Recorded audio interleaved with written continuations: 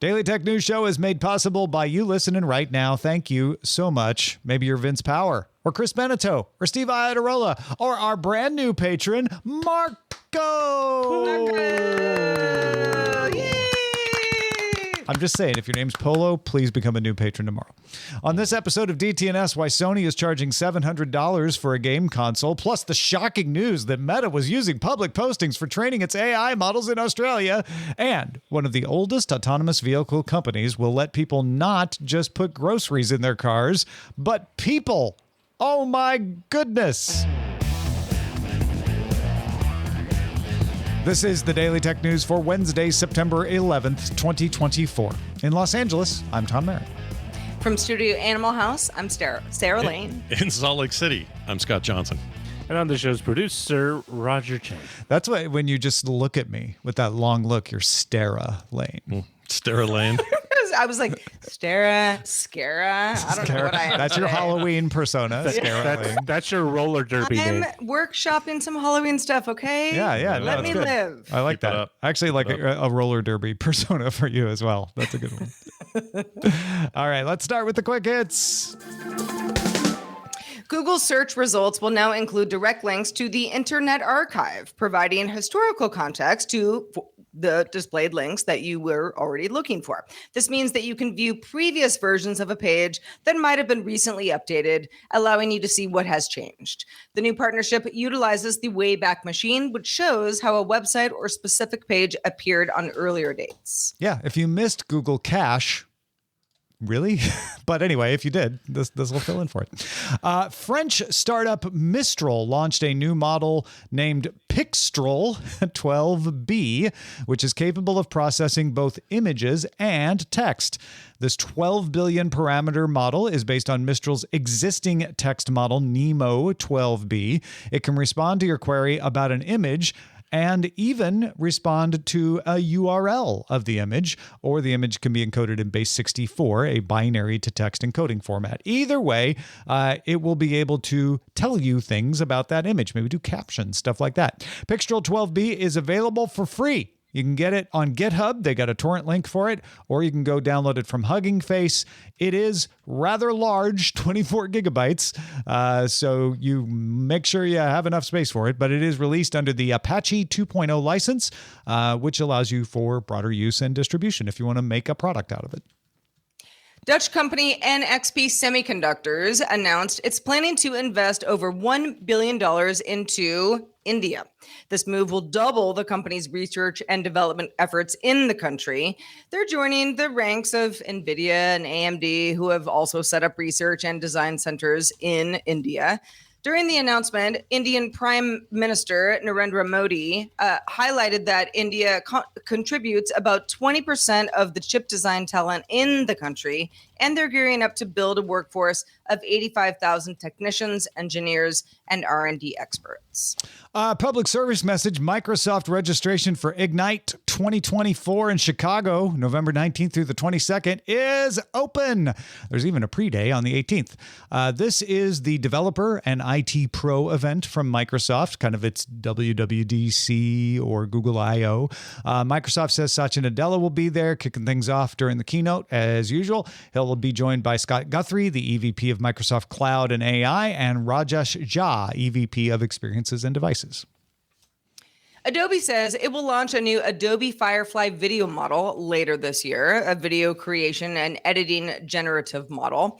The company says the tool can generate a 5-second clip for a single prompt and can also interpret both text and image prompts. I feel like, all the companies are doing this these days. But this is Adobe, which also said it was trained on public domain and licensed content. Ooh, that's true. Mistral didn't say what theirs was. During an Australian government inquiry into AI adoption, Meta's global privacy director, Melinda Claybaugh, revealed that the company had been gathering data and continues to on Australians to train Meta's generative AI technology, and that goes back with data since 2007. Now, initially, Claybaugh denied that the company was doing this. This is according to ABC News, but then later acknowledged that Meta collects all public photos and texts from Facebook and also Instagram posts by Australian users that are over the age of 18. Now, the posts have to be public. So if the posts are private, this is not an issue. But there's no alternative opt-out option available, which some folks in the EU would say, well, we have that. Australia does not. Neither does a lot of the world. It's not clear whether the company is also collecting data from users' accounts prior to them turning 18.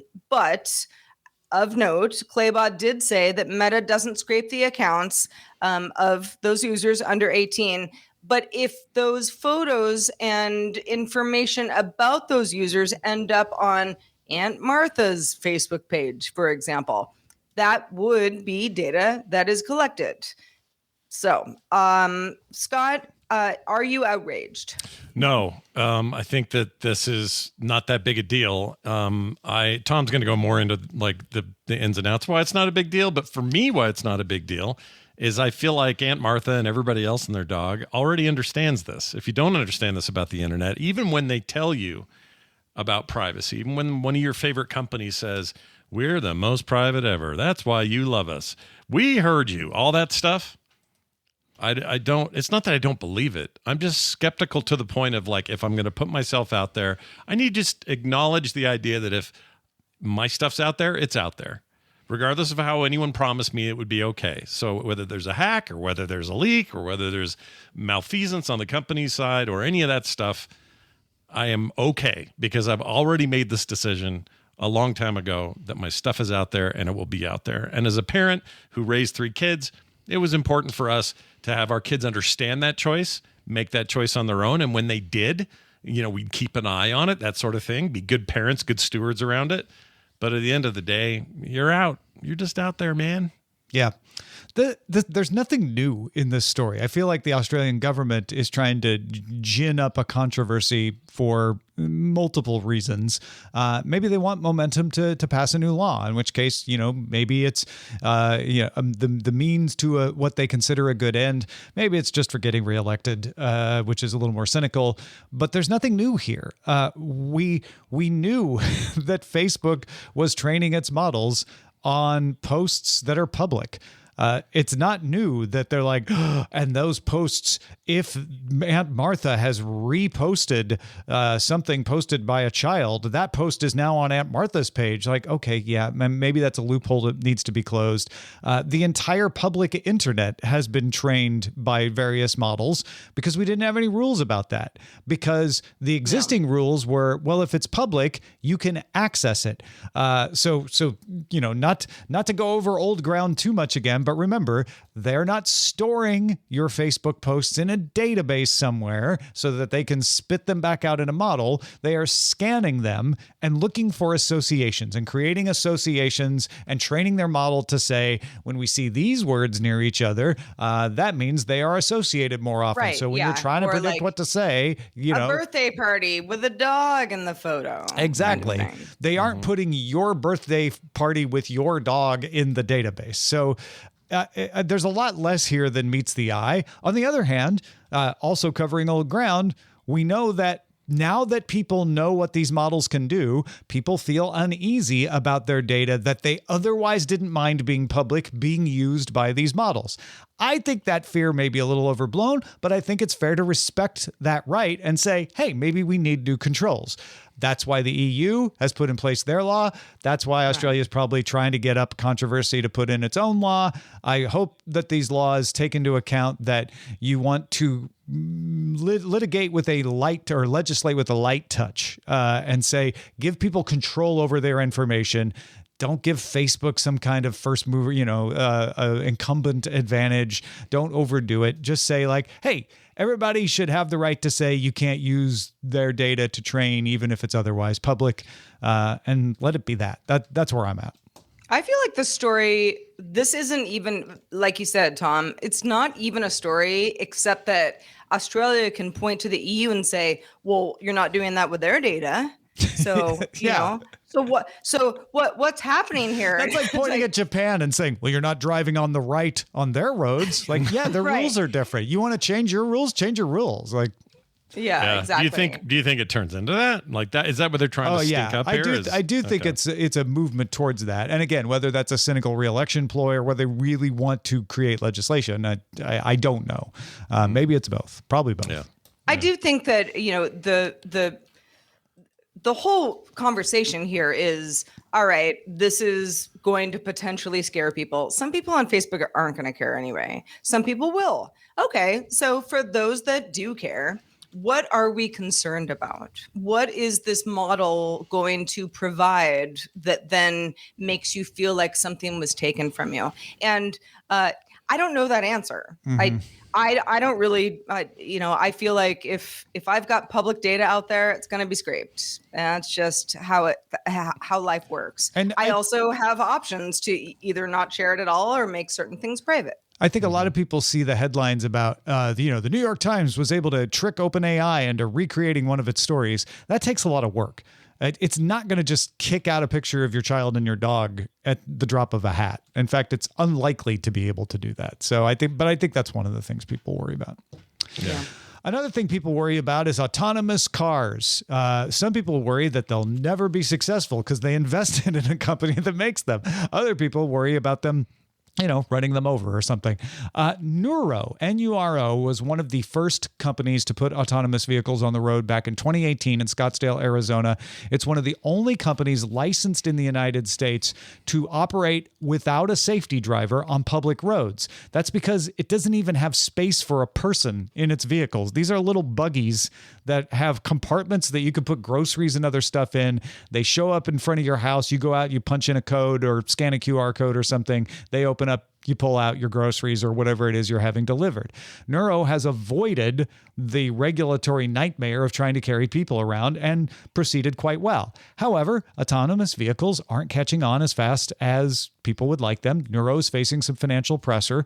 So I think that's probably behind the fact that Nuro now thinks its technology is good enough to license to operators who want to use it in a car that carries people around. Now, to be clear, Nuro's not going to make those cars. Nuro's saying, do you make a vehicle that can carry people around and want to have an autonomous robo-taxi? Are you a car maker who wants an advanced driver assist system that could almost drive itself?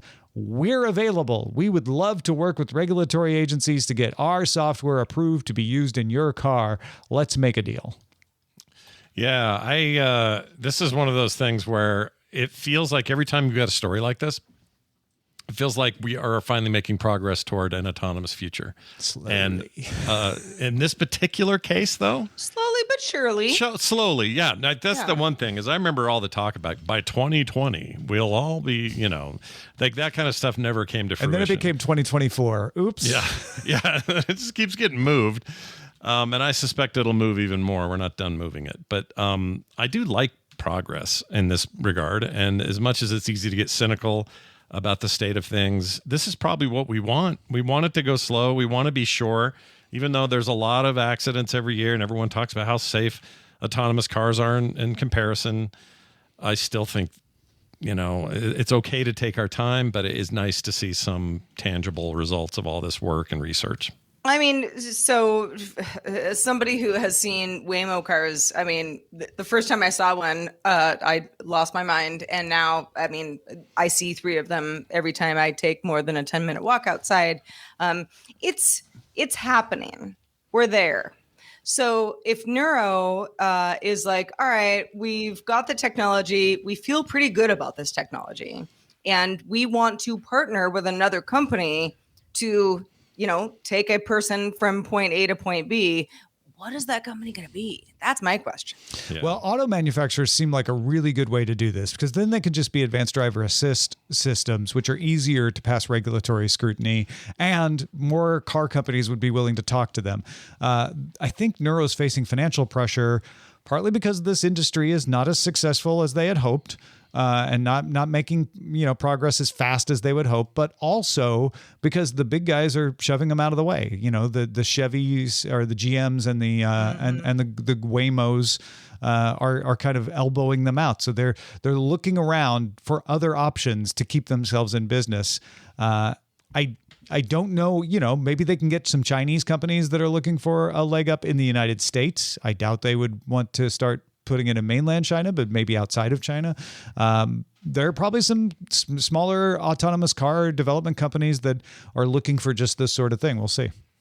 Yeah, it feels like every other day, it feels like there's something about some car company who, our expectations haven't been met, we're scaling back, or our EV division's going to close, or our autonomous plans have changed, they've all been delayed.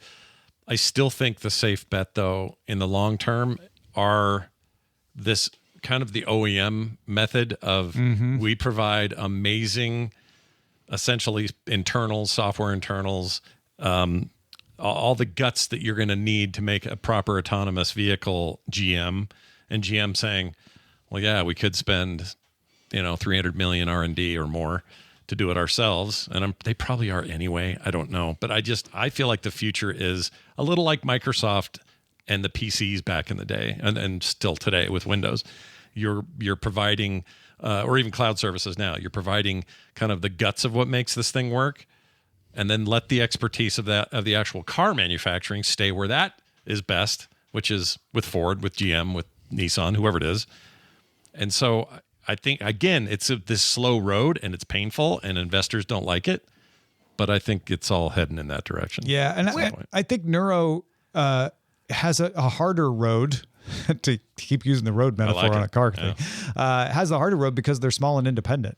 I mentioned Alphabet and Waymo. I mentioned Cruise, General Motors thing, but Amazon also has their own Zoox out there. So Neuro's one of the few successful, or at least one of the most successful indies out there. And that gives them some flexibility because they aren't part of these larger organizations. Well, and you just have a lot of ride data, for not for transporting humans, but successfully making the thing go to the place. Yeah. And then coming back to the original place. I also think that this whole thing feels like, and I'm pretty bullish about it, but it feels like we're stuck in that mode of, so it's a car with a drive, there's no human driving it, but it looks like a car. And then you've got passengers in the back, and we've kind of reimagined some of that stuff, but we're still in the early days of, it's a car that no one's driving. And I think that the autonomous car that no one's driving, once it becomes a thing that is more widely accepted, isn't going to look like what we're doing right now, which I think holds a lot of people up. Well, think about it like elevators. That's how it'll be. No more attendants. You just get in there, push a button, and you're off. Yeah. You know what I mean? I hate that must have been weird. Some generation thought that was weird. Yeah, I'm sure that they're like, wait, there's no one in here operating this thing, but they're fully autonomous. That's a really autonomous good planes. Who's ready? Oh man, they are basically autonomous. Like I've had multiple pilots write in whenever we have this conversation of like, people overestimate what the autopilot can do. You need the pilot there, but there's a lot that it does that people don't realize that it does. Sure. Well, some of those pilots are in our Discord. If you'd like to talk to them and ask questions, or maybe those pilots would like to sound off in our Discord, you can join our conversation at patreon.com/DTNS. Just link your Discord account.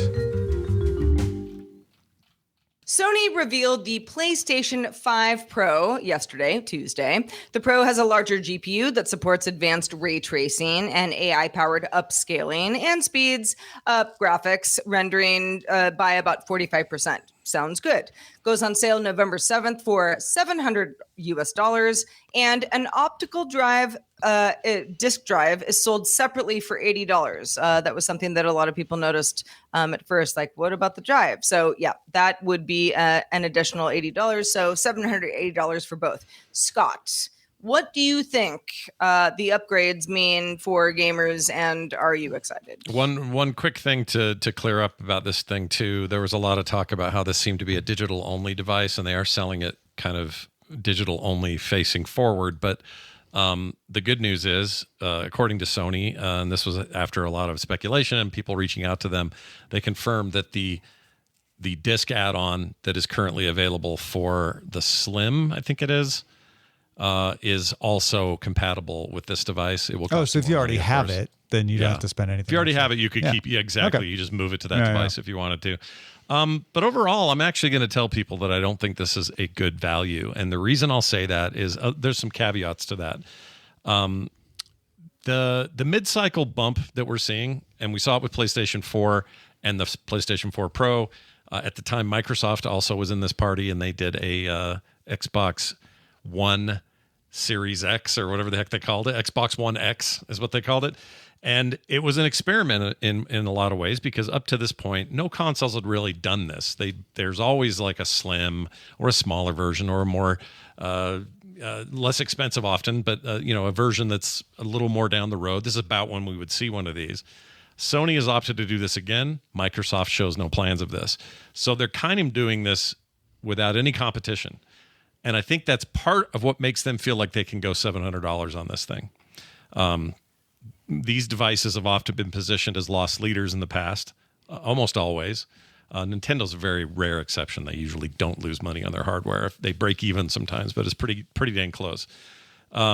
Losing money on the console is something Sony and Microsoft are used to doing for at least a portion of the life cycle. This is them saying, we don't want to do that anymore. We're going to charge $700. And for those of us who've spent $1,500 or more dollars on a GPU for a computer, $700 may not sound like that much money. But I'm not sure you're getting the boost you think you might be getting, even though this chip is a better chip. It's a faster chip, better CPU, more compute cycles. All these things are important.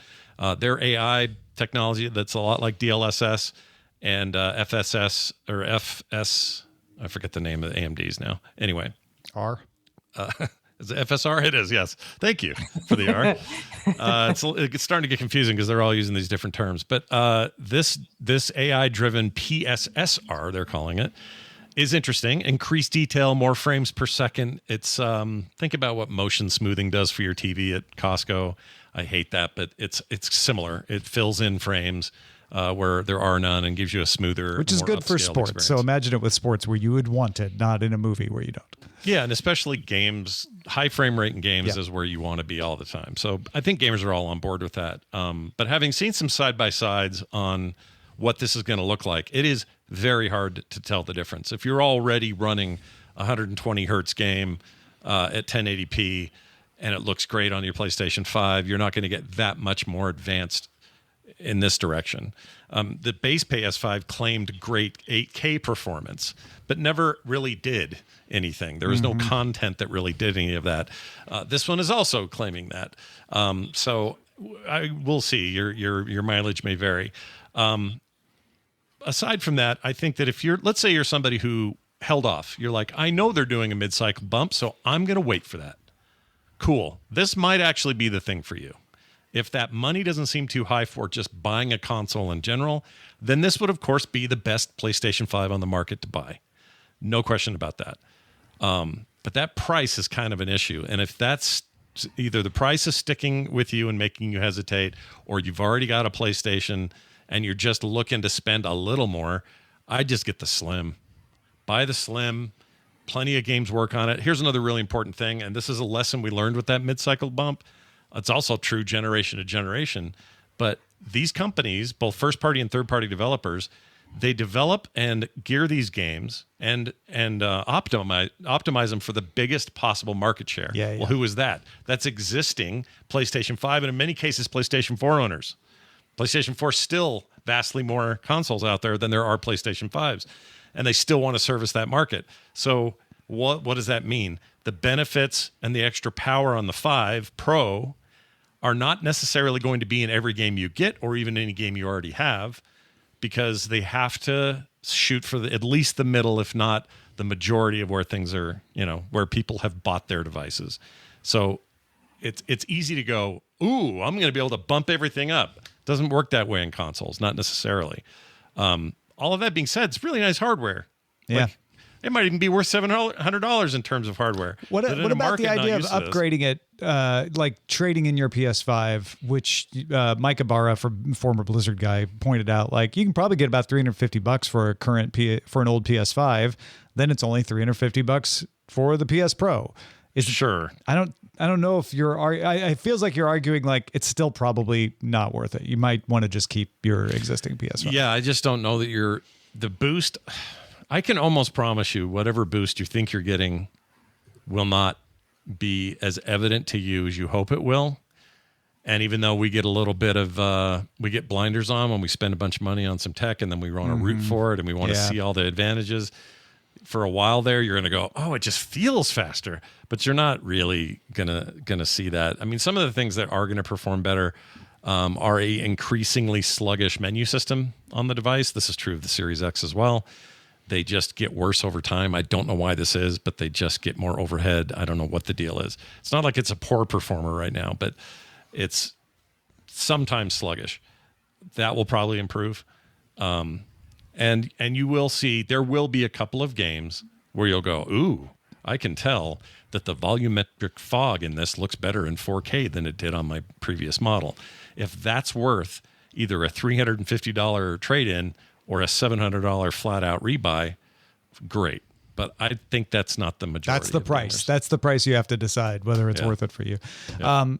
I do think we'll look back at this as a pivot point where Sony decided that it can't just make all the money off selling you the games. It's got to make some money off the hardware, and it's going to treat it like a GPU upgrade. And that this is the point we're going to say, oh, that's when the game console, the game console marketplace took a turn. I think this might be that point. Yeah. All right, let's check out the mailbag. Let's do it. This one comes in from Peter in Brampton, Ontario. Hi, Peter. Peter says, in the talk about an AI singer in GDI 4851 on Tuesday, you talked about how an AI performer could do a concert. You could advertise it as real-time generated. So you might have a different sound night to night, depending on the temperature of the AI generation and how loose you wanted it to be. Oh, yeah. That could be a benefit of like, oh, you want to follow this virtual artist around because you get a different experience every night. Yeah, because my point yesterday was, well, but I mean, do you get that sort of, you never know what you're going to get from the artist, in a live show experience, but this would be at least some type of humanoid version of that. Yeah. There's always those little things that happen. I mean, I was at a concert last night and one of the members was playing rock, paper, scissors with the person in the audience for fun and almost missed their line, right? There's those little humanizing moments. There you go. Thanks to you, Scott Johnson, because you are human through and through, and we appreciate you for that. I'm more human than human, as the song goes, If you're not human, you are playing it very cool. I'm doing a really good Android thing. Yeah. I got good news for everybody because everyone knows I love video games. They know I cover a lot of that stuff and how it ties to tech here on the show.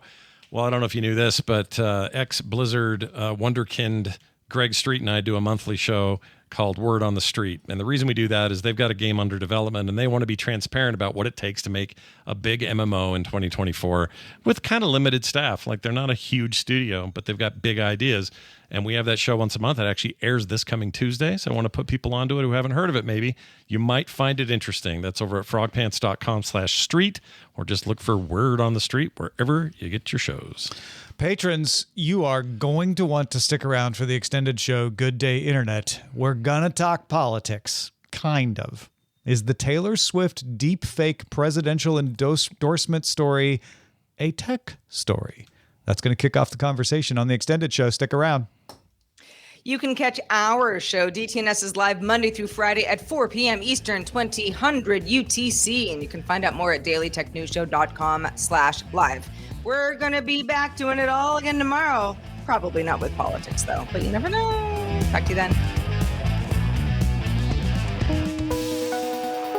The DTNS family of podcasts, helping each other understand. Diamond Club hopes you have enjoyed this program.